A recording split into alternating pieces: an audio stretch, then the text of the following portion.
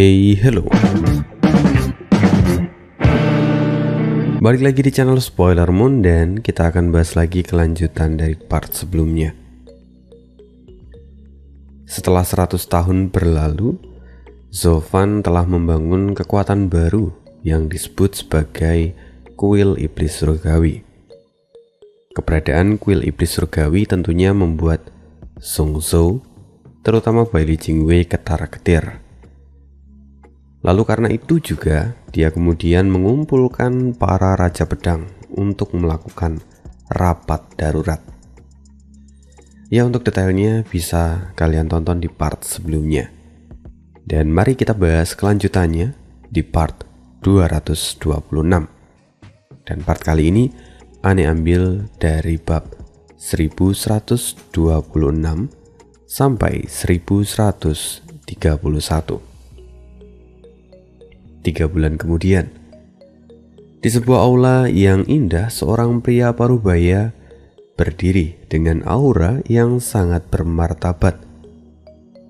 Orang itu tidak lain adalah Liu Mubai, atau yang kita kenal dengan sebutan Raja Pedang Qin. Sambil melihat pria di sisi lain, dia bertanya, "Apa kamu yakin bahwa Master Kuil ada di sana?" Di depan, seorang pria sedang berlutut dengan hormat. Lalu dia berkata, "Lapor pada Lord. Saya telah melakukan penyelidikan selama beberapa dekade. Tapi saya tidak pernah menemukan keberadaan Master Kuil. Jadi, pada akhirnya, saya membuat list di mana para Raja Dharma sering muncul dan mencoba untuk mencari petunjuk di sana. Dan benar saja, saat saya sampai di kota yang disebut Juejian, saya tidak menyangka bahwa saya akan bertemu dengan Raja Dharma, Queen of Birth.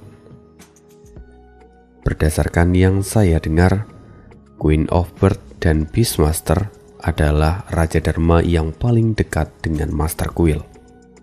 Jadi, kemungkinan besar bahwa Master Kuil ada di kota itu." Mendengar itu, Liu Mubai mengangguk dan melambaikan tangannya. Melihat itu, pemakan bangkai pun membungkuk dan sekali lagi berniat untuk meninggalkan aula itu. Namun, sebuah suara tiba-tiba terdengar di sana. "Kupikir siapa? Rupanya Raja Pedang Qin yang ingin menemuiku. Sampai-sampai Anda mengirimkan seorang mata-mata untuk mencari informasi tentang diriku. Saya tidak habis pikir, kenapa Anda sampai begitu repot-repot melakukan semua ini? Padahal, jika Anda ingin bertemu dengan saya, cukup kirimkan saja undangan dan saya pasti akan datang menemui Anda." Tubuh Liu Mubai bergetar hebat ketika mendengar suara itu. Karena sebelumnya, dia bahkan tidak merasakan hawa kehadiran apapun. Tapi sekarang, sudah ada seorang laki-laki dengan penutup mata berwarna putih duduk di singgah sananya. Selain itu, di samping kanan dan kirinya terlihat 2 orang pemuda. Ketika pemakan bangkai melihat mereka bertiga, seketika matanya mengecil dan dia begitu ketakutan. Raja Dharma, Beastmaster, Queen of Birth, dan mungkinkah Master Kuil? Master Kuil? Inikah yang disebut sebagai Raja Iblis Kegelapan? Kata Liu Mubai dengan wajah syok. Lalu Zovan menyeringai dan tertawa. "Setelah beberapa dekade melakukan penyelidikan terhadapku, kalian masih tidak mendapatkan apapun. Bukankah kalian hanya membuang waktu kalian sia-sia? Karena itu pada akhirnya aku memutuskan untuk datang dan menemui kalian secara langsung. Seharusnya kalian bersyukur karena hal ini." Pemakan bangkai menelan ludah setelah mendengar apa yang Sofan katakan. Keringat dingin mengalir deras dari tubuhnya, dan dia kini hanya bisa menunggu apa yang akan dilakukan oleh Liu Mubai. Liu Mubai masih menatap Sofan dengan penuh rasa penasaran. Lalu tanpa permisi, dia melambaikan tangannya dan 7 pedang bilah Qi muncul. Lalu dengan iringan suara piano itu melesat ke arah Sofan. Dikatakan bahwa Raja Iblis Kegelapan adalah ahli yang tak tertandingi. Jadi saya ingin mencobanya sendiri. Apakah rumor yang beredar itu memang benar atau hanya bualan? Kata Liu Mubai sambil menyeringai. Pedang 7 nada? Teriak pemakan bangkai dengan penuh semangat. Beraninya kau! Teriak WR dengan penuh amarah, dan dia bersiap untuk menghadang serangan ini. Tapi sebelum WR bergerak, Sofan melambaikan tangannya dan menghentikan WR. Senyuman aneh muncul di wajah Sofan, dan dia masih duduk santai di atas singgah sana. Dia tidak bergerak sedikit pun. Lalu saat serangan itu mendekat, pelindung tak kasat mata muncul dan mengelilingi tubuhnya. Bilah pedang Qi yang seharusnya mencincang tubuh Sofan langsung berubah menjadi hembusan angin dan menghilang dalam sekejap. Melihat itu, tubuh Liu Mubai dan pemakan bangkai bergetar. Dengan kekuatan serangan sebesar itu, bagaimana bisa hilang dalam sekejap mata? Bahkan tidak ada bedanya serangan itu dengan hembusan kentut. Setelah melihat ini, pemakan bangkai menyesali pilihannya. Awalnya dia mengikuti perintah Liu Mubai dengan tujuan menjamin keselamatannya di masa depan. Namun, jika kekuatan lawan sebesar ini, bukankah itu hanya berarti kalau dia mengantarkan nyawa ke gerbang neraka? Akhirnya pemakan bangkai sadar dan merasa bahwa Liu Mubai bukanlah pilihan yang tepat. Jadi yang bisa dia lakukan sekarang adalah menyalahkan Liu Mubai. Sehingga pemakan bangkai pun berseru, Master Kuil, maafkan saya. Saya hanya dipaksa oleh Raja Pedang Qin untuk menjadi mata-mata. Saya sungguh berharap Anda mau melepaskan Raja Pedang Qin. Potong Sofan. Pemakan bangkai langsung terdiam ketika mendengar itu. Sofan melanjutkan. Sekarang Anda telah mencoba kekuatan saya, dan seharusnya Anda tahu batasan Anda sekarang. Meskipun saya tahu bahwa para Raja Pedang tunduk di bawah perintah Kekaisaran Bintang Pedang dan menjadi musuh saya, tapi saya bisa melihat ada sesuatu yang berbeda darimu. Karena itu saya pikir, saya tidak perlu memperlakukan Anda sebagai musuh. Sofan sama sekali tidak memperdulikan ocehan dari pemakan bangkai. Dia hanya fokus pada Liu Mubai. Mendengar itu Liu Mubai pun tertawa. Lalu setelah beberapa saat wajahnya menjadi serius. Master Kuil Iblis, bisakah saya bertanya? Silakan. Mengapa Anda ingin menghancurkan Zhongzhou? Karena mereka menghalangi jalanku. Itu artinya mereka harus dilenyapkan. Jawab Sofan dengan santai. Mendengar itu, Liu Mubai menyeringai. Jika memang itu masalahnya, maka saya akan jujur pada Master Kuil. Kalau begitu, mari bekerja sama. Mendengar itu, baik itu Sange, WR ataupun pemakan bangkai, ketiganya terkejut setengah mati. Terlebih pemakan bangkai, dia sebelumnya diutus untuk mencari tahu keberadaan Master Kuil. Jadi dia menebak bahwa itu tujuannya adalah untuk menghancurkan kuil iblis surgawi. Tapi apa yang terjadi sekarang? Justru Liu Mubai menawarkan kesepakatan. Sofan menyeringai dan dia berkata dengan santai, kenapa? Beri aku alasan supaya aku bisa mempercayaimu. Liu Mubai menjawab, alasannya sederhana, karena kita memiliki tujuan yang sama. Kita ingin menghancurkan kekaisaran bintang pedang. Tampak kilatan cahaya yang kejam muncul di mata Liu Mubai. Lalu dia melanjutkan, sebenarnya jauh sebelum kekaisaran bintang pedang menguasai Zhongzhou, keluarga Liu kami adalah penanggung jawab dari pedang suci di wilayah Zhongzhou. Sampai pada akhirnya Bai Liu Tian datang dan mulai menantang semua master yang ada. Dia adalah orang yang jenius dan tidak terkalahkan. Bahkan dia mampu mengambil pedang suci kami meski dia belum sama sekali mempelajari ilmu pedang suci kami. Dia adalah sosok yang tak terkalahkan seperti julukannya. Meski sebelum memiliki pedang suci, dia adalah yang terkuat di Zhongzhou. Sampai akhirnya pedang suci itu pun jatuh ke tangannya dan tidak ada yang berani menentangnya. Jika ada yang menolak dan menentangnya, maka bayarannya adalah nyawa. Pada akhirnya kami harus menyerah pada keadaan. Tapi kepercayaan dan keyakinan untuk menjatuhkan Bai Liu Tian ditanamkan pada kami pada setiap generasi muda, tak terkecuali saya. Dendam itu tersimpan rapi di dalam hati ini dan lalu pada akhirnya saya mampu menunjukkan beberapa prestasi dan kemudian ditarik menjadi salah satu raja pedang. Tapi meski saya mendapatkan kehormatan sebesar ini, tujuan saya tidak pernah berubah sedikit pun. Saya ingin menghancurkan kekaisaran bintang pedang. Jadi karena itu, kau mencoba untuk mencari keberadaanku, kata Zofan.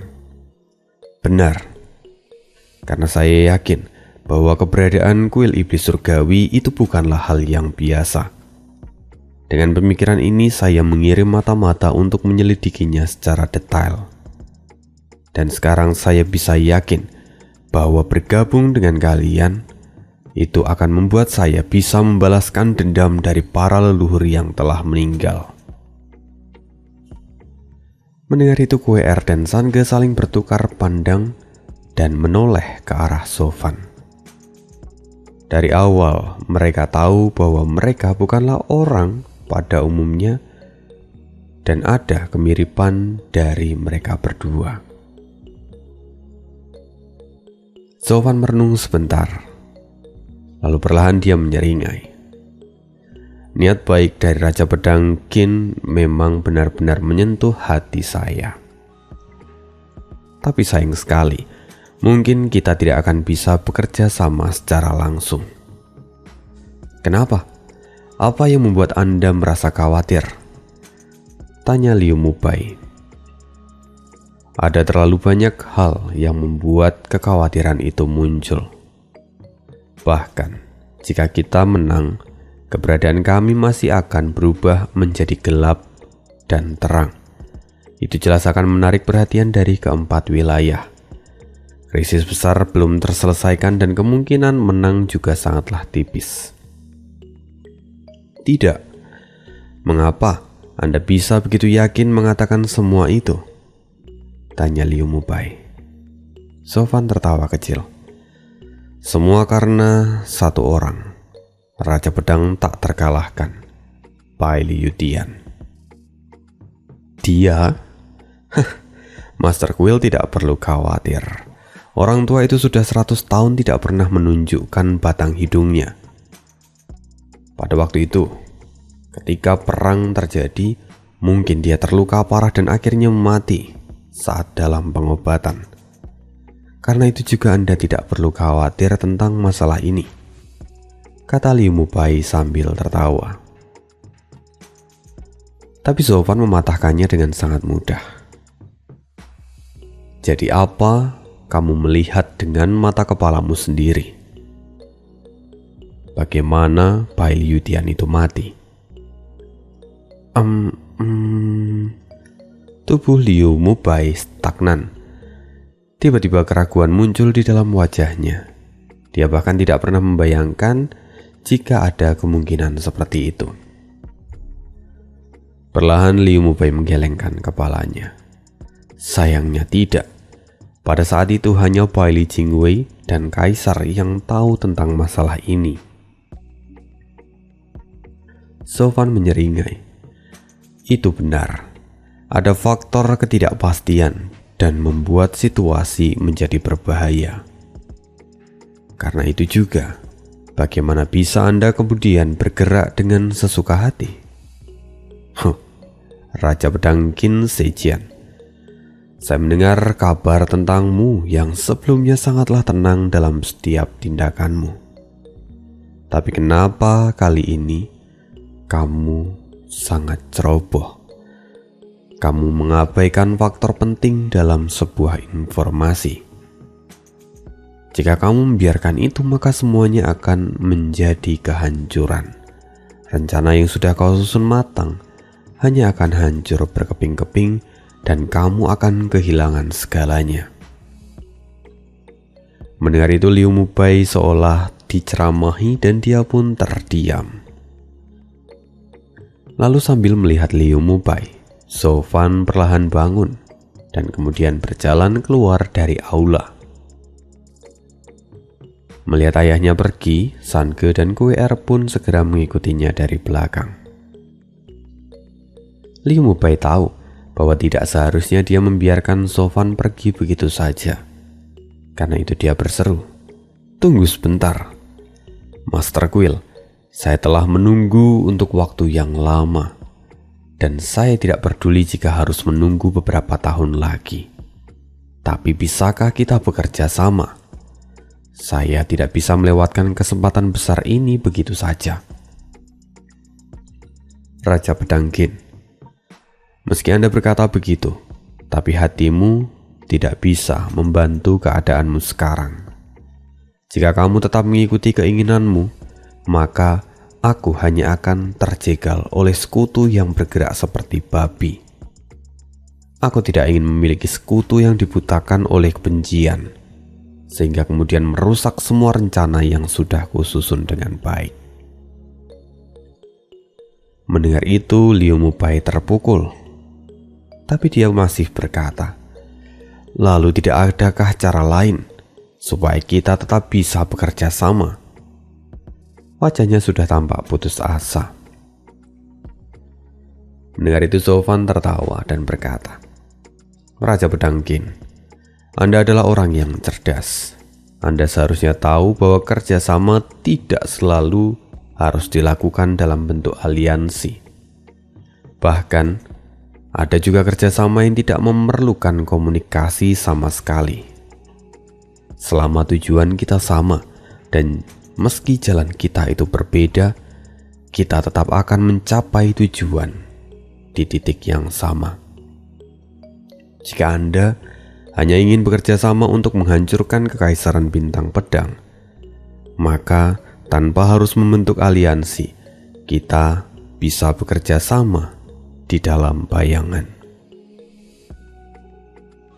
Liu Mubai merenungkan ucapan dari Sofan.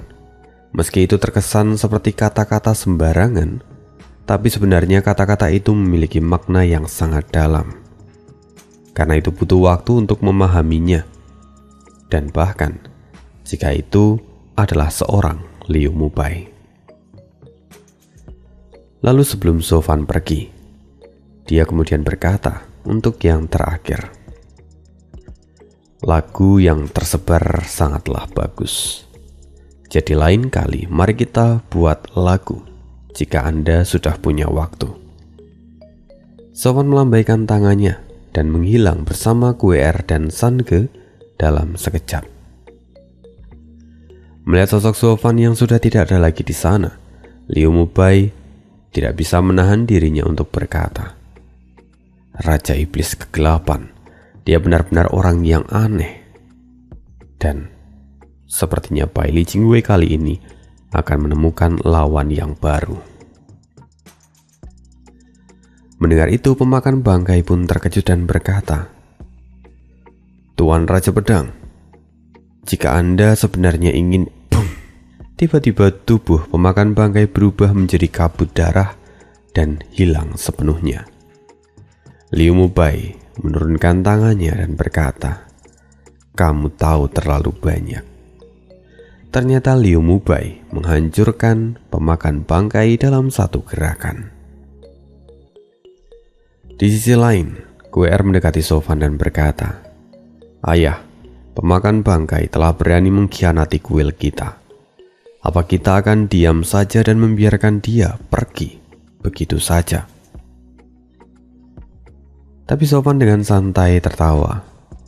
Dia bukanlah pengkhianat, karena sejak awal dia adalah mata-mata yang bersembunyi di kuil kita selama beberapa dekade. Pada dasarnya, dia adalah bawahan dari Liu Mubai, dan aku bisa melihat bahwa Liu Mubai tidak memiliki niat buruk pada kita. Karena itu kita tidak perlu merobek wajah hanya untuk membunuh seorang bawahan. Karena pada akhirnya dia sendirilah yang akan membersihkan kotoran itu untuk kita. Kenapa ayah bisa begitu yakin? Itu adalah hal yang sederhana. Karena pemakan bangkai terlalu banyak tahu. Jika kamu di posisi Liu Mubai, kamu pun pasti akan melakukan hal yang sama. Karena jika tidak, maka di masa depan pemakan bangkai mungkin saja akan menjadi faktor ancaman. Alasan ini saja sudah cukup untuk menyingkirkan pemakan bangkai dari dunia ini, kata Sofan sambil tersenyum. Sanke pun kini bisa memahaminya dan mengangguk perlahan. Guer kini masih berusaha memahami semuanya, tapi masih ada hal lain yang kini membuatnya lebih penasaran. Jadi dia bertanya, "Ayah, tentang lagu yang baru saja kamu katakan, apakah itu adalah lagu yang sedang dinyanyikan di 5 wilayah baru-baru ini? Apa lagu itu memang ditujukan untuk Liu Mubai?" Ya, itu hampir sepenuhnya tepat. Lagu ini sebenarnya adalah trik untuk menarik pemilik kekuatan yang ingin melakukan pemberontakan. Aku memang sengaja membangkitkan kebencian mereka, dan Liu Mubai adalah salah satu yang memakan umpannya. Sekarang, dia akan mulai bergerak untuk menghancurkan kekaisaran bintang pedang. Mendengar itu, mereka berdua pun mengangguk. Lalu, saat mereka tengah berjalan di tengah keramaian kota, suara orang-orang yang sedang bicara satu sama lain masuk ke telinga Sofan. "Hei, apa kamu sudah dengar kalau Raja Pedang Pembunuh Naga mendeklarasikan diri untuk membunuh pemimpin keluarga Luo dari Shizhou?" Pembicaraan seperti itu menarik perhatian Sofan, dan dia terus mendengarkannya. Tapi semakin lama semakin membuat Sofan merasa heran. "Dan King Seng akan membunuh Yun Hai," katanya. "Ayah, apa kamu ingin menghentikan hal ini?" tanya Sanke. Lalu Sofan merenung sebentar dan berkata, "Ada sesuatu yang aneh di sini. Tidak seharusnya dan King Seng menyinggung Luo Meng. Terlebih, bagaimana bisa beritanya menyebar begitu cepat sebelum hari itu tiba? Jika memang itu adalah keinginan dan King Seng, dia pasti akan melakukannya tanpa banyak menarik perhatian. Jika dia memang berniat untuk menghabisi Yun Hai, dia akan melakukannya dari balik bayangan. Jadi, siapa sebenarnya yang mengatur hal ini?" Sofan masih mencoba mencerna apa yang sebenarnya terjadi. Lalu setelah beberapa saat, Sofan menoleh ke arah Sanke. "Sanke, pergilah ke Shizhou dan selidiki reaksi mereka tentang masalah ini. Aku akan pergi menemui orang tua itu secara pribadi." "Baik, ayah." kata San Ge yang kemudian meninggalkan tempat itu.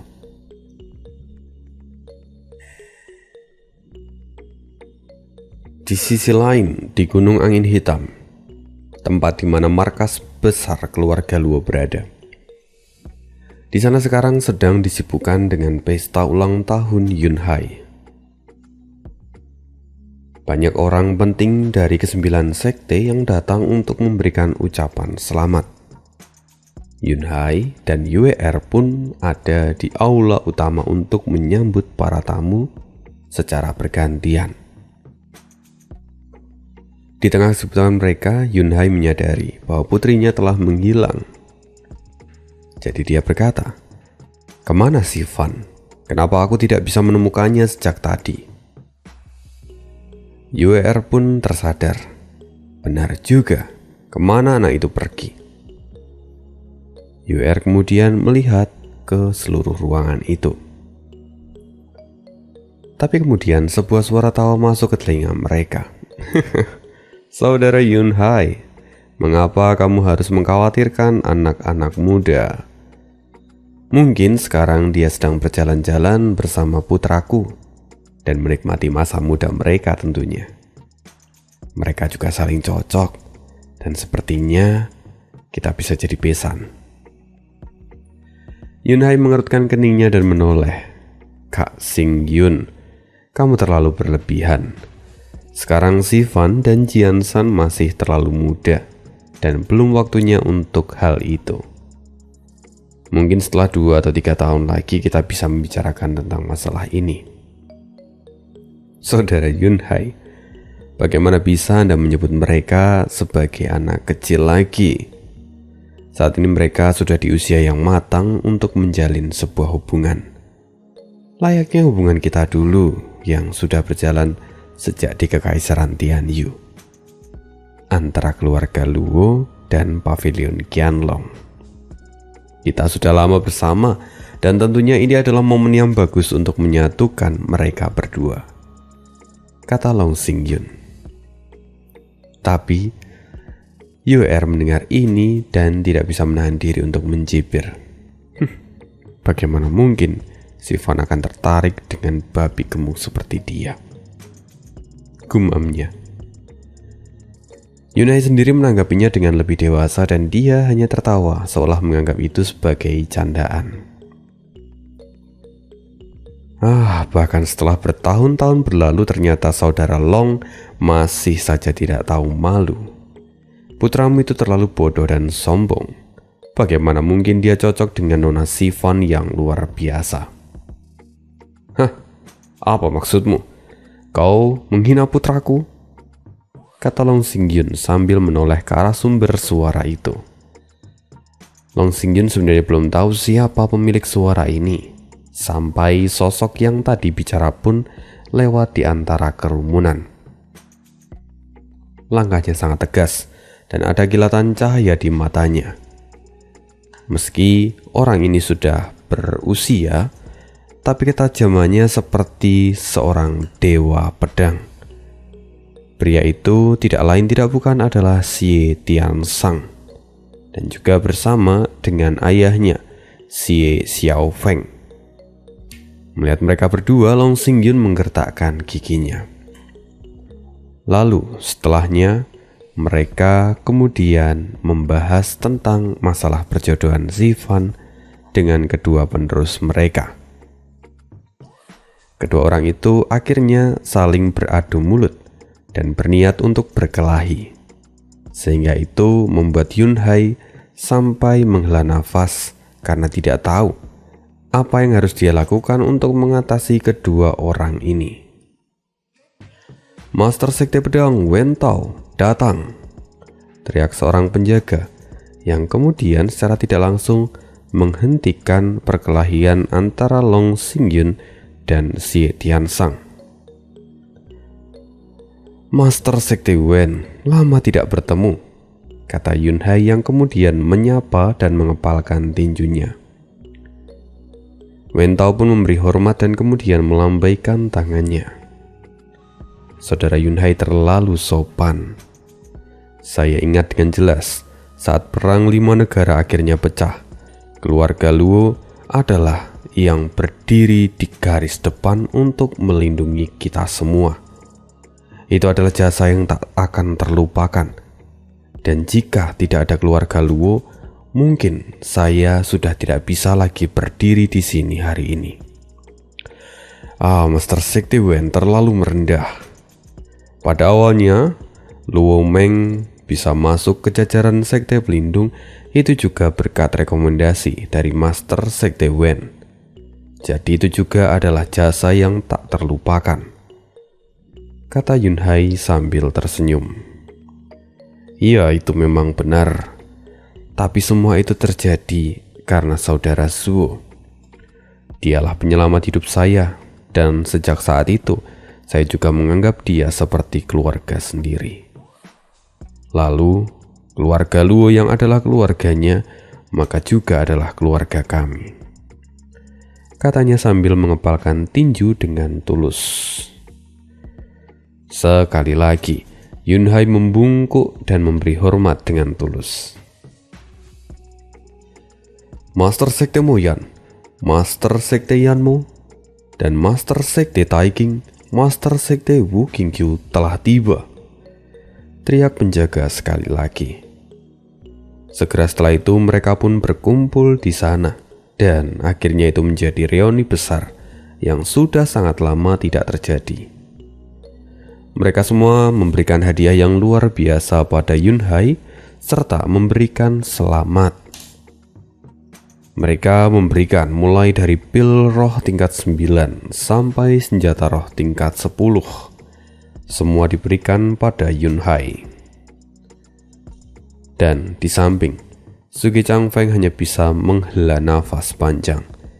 Itu karena dia tidak tahu apakah semua itu adalah berkah atau justru kutukan.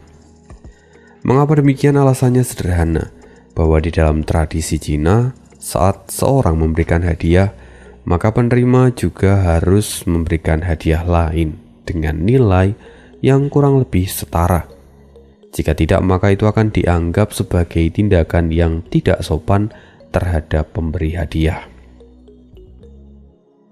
Lalu sebenarnya hal yang membuat Suge Changfeng berat bukanlah hadiah dari orang-orang ini, melainkan hadiah yang nantinya akan datang dari Sekte Xuanglong. Lantaran setelah 50 tahun sejak Perang Besar, Sekte Xuanglong mulai menunjukkan perubahan yang drastis. Mereka mulai mengirimkan hadiah yang tidak masuk akal dengan tujuan untuk mengganggu stabilitas keluarga Luo yang sedang dalam tahap berkembang. Meski selama ini mereka selalu bisa melewatinya, tapi entah apa yang akan terjadi tahun ini. Apalagi mereka juga tidak tahu apa yang akan mereka terima dari Sekte Xuanglong. Kini semua orang telah duduk di aula utama dan mereka juga tampak menikmati perjamuan. Yunhai sendiri yang memimpin perjamuan itu dan suasananya pun menjadi semakin meriah. Acara ulang tahun patriark keluarga Luo rupanya sangat meriah. Tapi, kenapa orang tua ini tidak diundang? Tiba-tiba ada sebuah suara dari luar. "Tuan, Anda tidak boleh masuk," kata penjaga yang mencoba menghentikan seorang pria yang menerobos masuk. "Singkirkan dia," kata pria itu. Di mana kemudian seorang laki-laki berambut putih segera menghempaskan sang penjaga dan membuka jalan. Beberapa pria lain juga datang bersama dengan kedua orang ini, dan mereka semua adalah ahli di ranah Guiyuan. Melihat kekacauan ini, orang-orang mulai berbisik, "Hei, bukankah itu adalah pemimpin Qin Meng, Qin Hao? Mengapa orang itu ada di sini? Bukankah Qin Meng adalah aliansi yang terbentuk setelah Luo Meng dan tidak pernah cocok satu sama lain?" "Iya, sepertinya mereka datang untuk membuat kerusuhan kali ini," kata tamu undangan lainnya. Yunhai melihat mereka semua, lalu perlahan melambaikan tangannya pada para penjaga. "Kalian mundurlah." Yunhai menatap Qian Hao dan berkata, "Patriark Qin, mengapa Anda ada di sini? Bukankah Anda merasa tidak cocok dengan Luo Meng kami?"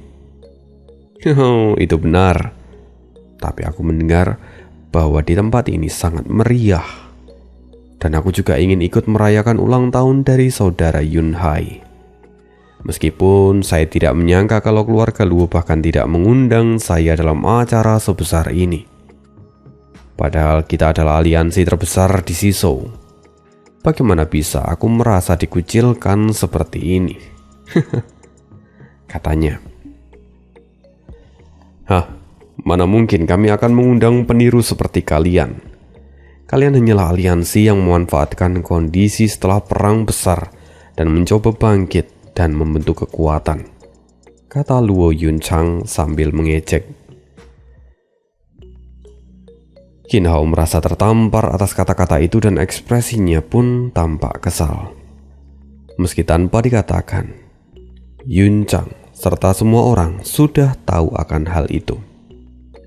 Karena secara umum, Qin Meng hanya meniru Luo Meng dan masih berada di bawah Luo Meng.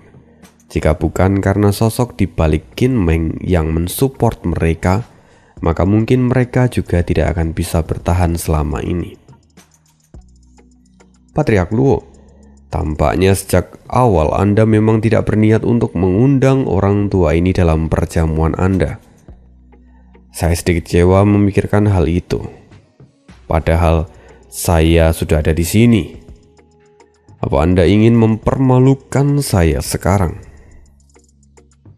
Yunhai tertawa. "Patriark Qin terlalu perasa. Silahkan duduk.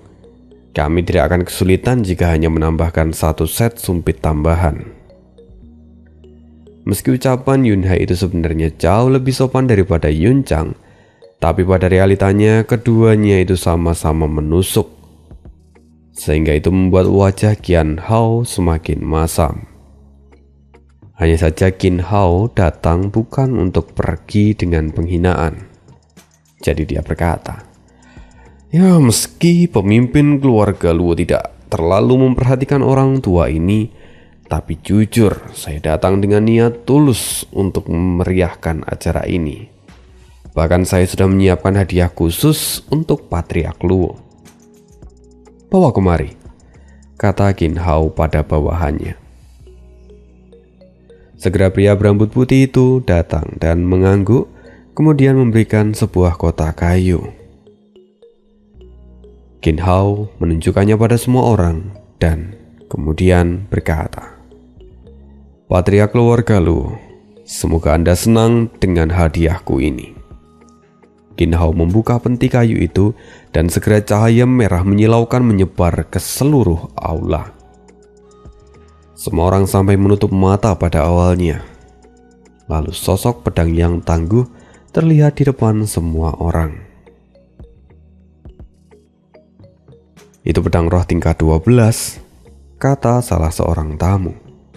"Itu benar, ini adalah pedang roh tingkat 12 yang sengaja orang tua ini siapkan khusus untuk Patriark Yunhai.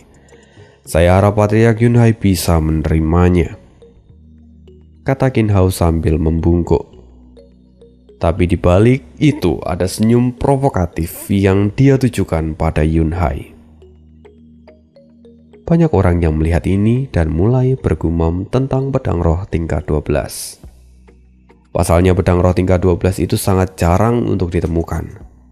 Bahkan Song Zhou pun hanya memiliki beberapa buah di tangan mereka.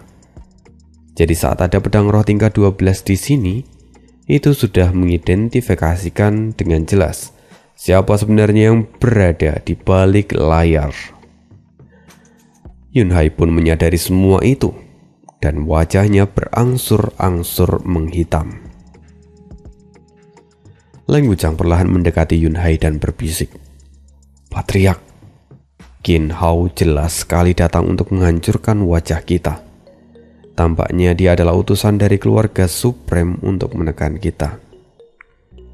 Jika kita tidak bisa membalas hadiah ini, maka prestis kita di masa depan akan hancur.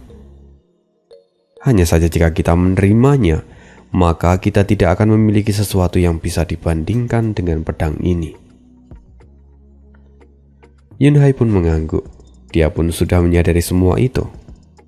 Jadi dia mencoba untuk mencari cara lain. Yunhai menoleh ke arah Qiu Yanhai dan berbisik, "Tetua Qiu, kamu memiliki senjata roh terbaik di Luomeng. Apakah kamu memiliki sesuatu yang setara dengan pedang itu?" "Maaf Patriark, meski orang tua ini pandai dalam permunian senjata, tapi saya hanya bisa membuat senjata roh kelas 10, dan jika beruntung itu akan menjadi kelas 11. Sedangkan untuk pedang roh kelas 12 yang tidak bisa saya buat," kata Qiu Yanhai dengan wajah malu. Mendengar itu kini Qiu Yanhai hanya bisa menghela nafas dan menggelengkan kepala. Dia benar-benar benci dengan ketidakberdayaannya. Wu Qingqiu pun kini menghela nafas dan berbisik pada Wen Tao, "Aku mendengar kalau Akademi Xuanglong semakin tidak puas dengan perkembangan Luomeng yang terlalu pesat. Karena itu juga, mereka pasti mendukung King Meng untuk mengimbangi Luomeng. Meski sebelumnya aku hanya mendengar ini, tapi hari ini aku melihat secara langsung. Sungguh menyedihkan. Kedua Supreme bahkan tidak ragu untuk mengorbankan pedang roh tingkat 12 guna menahan keluarga Luo supaya mereka tidak terlalu banyak bergerak." Itu benar, tapi mereka melakukan ini untuk menggali keuntungan. Pengorbanan ini besar, tapi dampaknya juga sangat besar, kata Wen Tao sambil menghela nafas. Tampaknya sekte Xuanglong bukan lagi sekte Xuanglong yang dulu. Iya, pada akhirnya inilah sifat asli mereka. Sekte Xuanglong sebenarnya bukan takut akan perkembangan Luomeng, tapi koneksi mereka dengan kamar dagang Wuzhou yang kemudian mengatur banyaknya operasi batu roh suci. Bisa dikatakan bahwa Luomeng sekarang tidak membutuhkan sekte Xuanglong untuk mendapatkan batu roh suci. Malahan banyak sekte mulai bergantung pada keluarga Luo dan tidak lagi mengikuti sekte Xuanglong. Jadi bisa dimengerti kenapa hari ini mereka merubah metode yang mereka gunakan untuk mengendalikan keadaan. Ya, ini adalah metode check and balance yang saudara Su ajarkan padaku. Sekarang aku sudah tercerahkan, meskipun sekarang dunia yang sudah tercemar, kata Wu Qingqiu dengan wajah sedih, dan Wen Tao pun mengangguk setuju dengan ucapannya. Setelah itu, Qin Hao melihat sekeliling sambil tertawa dan berkata, "Semuanya, ini adalah pedang Hou Yun, pedang yang kupilih secara khusus hanya untuk Patriark Luo. Ini adalah ungkapan ketulusan dari orang tua ini." Di dalam hati semua orang, mereka mencibir. Apanya yang dengan cermat memilih pedang roh tingkat 12? Jika memang pedang roh tingkat 12 itu sangat banyak, maka dia tidak akan langka seperti ini. Dan ketika dia langka, artinya tidak akan banyak pilihan. Sekarang Yunhai makin dilema. Bukan hanya tidak mengundang Qin Hao, tapi juga dia tidak bisa menerima hadiah sebesar ini. Tapi jika dia tidak menerimanya, maka itu juga akan menjadi penghinaan untuk Qin Meng. Selain itu juga, prestis keluarga Luo yang dibangun selama ini pasti akan turun drastis. Pada akhirnya, Yunhai ada di jalan buntu dan tidak bisa bergerak kemanapun. Yunhai butuh waktu cukup lama untuk bisa memberikan keputusan. Dan karena tidak ada yang bisa dia lakukan lagi, dia pun berkata, "Saya sungguh menghargai niat baik Patriark Qin. Namun hadiah ini terlalu berharga dan saya tidak bisa menerimanya." "Apa? Terlalu berharga? Tidak masalah. Patriark Luo bisa mengabaikan tradisi dan menggantinya dengan yang lebih murah lain kali. Maka untuk sekarang, aku akan membawanya kembali dan selamat tinggal, kata Qian Hao sambil menarik kembali pedang itu dengan wajah penuh penghinaan. Qian Hao kembali melihat sekeliling dan berkata, "Satu hal lagi, saya akan beritahu kalian semua bahwa pada hari yang membirakan ini, tanggal 10 Mei tahun depan, orang tua ini akan berusia genap 260 tahun. Dan akan ada perayaan besar di sana. Jadi, tanpa mengurangi rasa hormat, saya mengundang kalian semua ke pesta itu. Termasuk juga Anda, Patriark Luo. Saya sungguh menantikannya." "Ayo pergi," kata Qian Hao sambil berbalik dan memberikan komando. Dengan begini keluarga Luo benar-benar kehilangan muka mereka, lantaran mereka bahkan tidak bisa memberikan hadiah pengganti pada Qin Meng secara langsung. Ini membuat Yunhai merasa kesal dan menggertakkan giginya. "Tunggu sebentar Pak Tua." Sebuah suara yang lembut menghentikan mereka. Lalu 3 sosok yang familiar masuk ke dalam aula. "Berani sekali kau menghentikan langkah kaki patriark kami. Siapa dirimu?" teriak pria berambut putih di samping Qian Hao. "Siapa? Apa kau bahkan tidak mengenaliku? Aku adalah nona dari keluarga Luo, Luo Xifan," kata Luo Xifan dengan penuh percaya diri, dan di sampingnya juga ada Long Jianshan dan Xie Nianyang.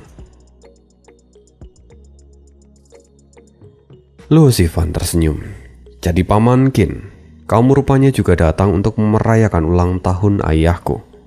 Karena itu hadiah apa yang kamu bawakan untuknya kali ini? Kenapa kamu tidak jadi memberikannya?" "Tidak jadi. Bukan aku yang tidak jadi memberikannya. Hanya saja ayahmu yang tidak menyukainya. Jadi aku harus membawanya kembali. Aku tidak ingin merusak hari ayahmu," katanya dengan wajah tak bersalah. "Sungguh, apakah ayah benar-benar tidak menyukainya? Lantas, apa aku bisa melihatnya? Benda apakah itu sebenarnya?" "Tentu saja, lihat saja keponakanku. Tapi jangan terkejut setelah melihatnya," katanya dengan penuh percaya diri. Lalu Qian Hao membuka kotak itu dan segera cahaya kemerahan menyebar ke segala arah. Dia berpikir bahwa kali ini dia akan mempermalukan lagi keluarga Luo. Tapi Luo Xifan melihatnya dengan tenang dan tidak mengatakan apapun. Melihat itu, Qian Hao merasa ada hal yang aneh pada Xifan. Kemudian dia mencibir, "Bagaimana keponakanku? Apa kau terpesona pada harta yang sangat langka ini?" "Pantas saja ayahku menolaknya. Itu hanyalah sampah di mata kami," kata Xifan dengan jijik. "Bahkan jika pedang itu adalah pedang roh tingkat 12, tapi itu bahkan tidak cocok dengan ayahku. Apa yang kubawa hari ini bahkan jauh lebih baik daripada yang paman bawa. Jadi daripada paman menanggung malu, tinggalkan saja pedang itu dan aku akan menerimanya menggantikan ayahku." "Xifan!" Yunhai berteriak dengan marah. Sikapnya memang terlalu tidak sopan pada orang tua. Mendengar apa yang Xifan katakan, Qian Hao tertawa. "Jadi harta orang tua ini tidaklah langka untuk nona keluarga Luo? Wah, aku penasaran dengan hadiah apa yang sebenarnya dibawakan oleh nona dari keluarga Luo untuk ayahnya. Tapi sebelum itu, aku ingin bertanya sekali lagi. Patriark Luo, jadi apakah kamu bersedia menerima hadiah dari orang tua ini?" Yunhai terdiam dan menggertakkan giginya. Tapi sebelum Yunhai menjawab, Zefan meraih kotak itu dan melemparkannya ke atas meja. "Paman, jika kamu memang ingin memberikannya, maka letakkan saja. Aku yang akan menerimanya. Lagi pula pedangmu itu tidak terlalu bagus." "Zefan, apa yang kau lakukan?" kata Yunhai dengan kesal. "Oh keponakan, sepertinya kamu terlalu percaya diri kali ini. Apa kamu bahkan tidak bisa melihat kalau ayahmu saja tidak menyukai hadiahku?" kata Qin Hao. "Ya, bagaimana bisa ayahku menyukai sampah seperti itu? Aku yang menerimanya hanya untuk memberikan wajah pada paman. Jadi tolong jangan besar kepala," kata Luo Zefan dengan penuh cibiran. "Paman, camkan ini. Kami Luo Meng menghargai apa yang pantas untuk dihargai. Dan yang tidak sopan tidak ada harganya. Jadi lebih baik bersiaplah untuk menerima akibatnya," kata Luo Zefan. Dia kemudian mengeluarkan sebuah pedang dari cincin penyimpanannya. Pedang itu besar dengan cahaya biru yang langsung menerangi seluruh aula. Bahkan para ahli tingkat tinggi sampai gemetar ketika merasakan tekanan dari pedang ini. "Itu pedang roh kelas 12 juga," kata Yanmo. "Tidak hanya kelas 12, tapi itu adalah pedang roh yang sangat sempurna. Aku bahkan tidak pernah melihat pedang roh sesempurna ini. Kekuatannya seolah mampu mengendalikan kekuatan surga dan bumi. Pantas saja gadis kecil itu bersikap begitu berani." Semua orang di aula tercengang dan kehabisan kata-kata. Hal yang sama pun terjadi pada Qin Hao. Setelah itu Luo Zefan menyerahkan pedang itu pada ayahnya. Pedang ini disebut dengan nama pedang Changqing. Panjangnya 7 kaki 8 inci, beratnya 9 jin dan 9 tael. Dia adalah pedang roh kelas 12 di tingkat tertinggi. Ini adalah pedang paling cocok dengan kultivasi ayah. Semoga ayah selalu diberkati dan panjang umur. Yunhai terkejut, tapi dia perlahan menerimanya. Dia bisa merasakan resonansi dari pedang itu dengan dirinya. Pedang itu sangat cocok untuknya, seolah itu memang dibuat untuknya seorang. Tapi jika memang itu benar, siapa yang bisa membuatnya? Yunhai kehabisan kata-kata. Dia tidak tahu bagaimana cara putrinya mendapatkan pedang yang sudah seperti mahakarya itu. Yunhai melihat pedang itu dan kemudian teringat akan pedang yang sebelumnya dibawa Qin Hao. Lalu dia juga membuka kotak kayu yang ada di meja dan memegang kedua pedang itu. Cahaya merah segera menyebar, tapi cahaya biru mendominasi, dan hal yang aneh terjadi berikutnya. Cahaya merah yang sebelumnya terpancar seperti tersedot ke dalam pedang biru, dan semakin lama pedang roh dari Qin Hao kehilangan kekuatannya. Setelah beberapa saat kemudian orang-orang terkejut. Mustahil, bagaimana bisa pedang Hao Yun yang sebelumnya kelas 12 turun menjadi kelas 11? Ini tidak pernah terjadi sebelumnya. Qin Hao pun terkejut setengah mati. Dia kehilangan pedang roh tingkat 12 dan yang tersisa kini hanyalah pedang roh tingkat 11. Pada akhirnya tidak ada yang tahu kenapa bisa seperti itu. Ya, penjelasannya tentu ada pada Zofan, karena setelah dia mendalami keempat ilmu pedang yang tersimpan di dalam pedang-pedang suci itu, dia mendapatkan pemahaman baru tentang ilmu pedang. Termasuk dia bisa mencampurkan kemampuan dari api biru King Tian dan teknik transformasi iblis surgawi miliknya. Inilah yang mengakibatkan pedang Hao Yun turun ke kelas 11 karena energinya diserap oleh pedang buatan Zofan. Yunhai memegang pedang roh itu dengan penuh rasa bangga dan berkata, "Pedang yang sangat bagus." Dia sangat senang. Luo Zefan dan yang lainnya pun sangat bahagia karena akhirnya pencarian mereka tidak sia-sia. Ini membuahkan hasil yang sangat memuaskan. Bahkan mereka menyelamatkan keluarga Luo dari ancaman kehilangan muka. Ya, sekian dulu spoileran kali ini, dan see you again di next video. Bye.